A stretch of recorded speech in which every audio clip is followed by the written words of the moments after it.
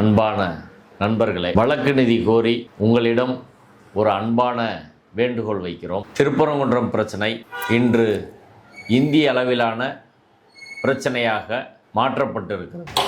பல ஆண்டுகளாக சங் பரிவார அமைப்பை சேர்ந்தவர்கள் தமிழ்நாட்டில் கால் ஊண்டுவதற்கு கடுமையாக முயற்சி செய்து அவர்களின் திட்டம் நிறைவேறாததால் திருப்பரங்குன்றம் மலையில் உள்ள சிக்கந்தர் தர்காவை இடிப்பது என்ற சதி திட்டத்தில் பாபர் மசூதியைப் போல தமிழ்நாட்டின் ஒரு மாடலாக சங் பரிவார அமைப்புகள் கையில் எடுத்துக்கும் பிரச்சனை தான் திருப்பரங்குன்றம். கடந்த ஓராண்டாக இந்த சதி பல்வேறு கட்டங்களில் அரங்கேறி வருகிறது.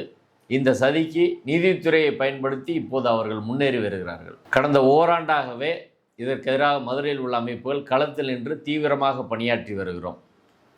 அதே சமயம் நீதிமன்ற நடவடிக்கையில் கடுமையான ஒரு ஃபைட்டை நம்ம எதிர்கொள்ள வேண்டிய அவசியம் இருக்கிறது. ஏற்கனவே ஆடுகோழி வெட்டக்கூடாது, சிக்கந்தர் மலை என்று அழைக்கக்கூடாது, நெல்லித்தோப்பில் தொழுகை நடத்தக்கூடாது என்று நடத்துகிற வழக்குகள் ஒரு செட்டு. அடுத்து முருக பக்தர்கள் மாநாட்டு வழக்கு, இப்போது கார்த்திகை தீபம் தொடர்பான வழக்கு, இப்படி வரிசையாக பல்வேறு வழக்குகள் நடந்து வருகிறது.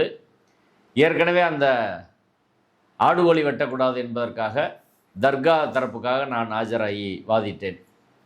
முருக பக்தர்கள் மாநாட்டு, இந்து முன்னணி நடத்திய மாநாட்டுக்கு எதிராக அனைத்து சாதி அர்ச்சகர் மாணவர் சங்கம் தலைவர் ரங்கநாதன் அவர்கள் பேரில் இடையீட்டு மனு தாக்கல் செய்து வாதிட்டோம்.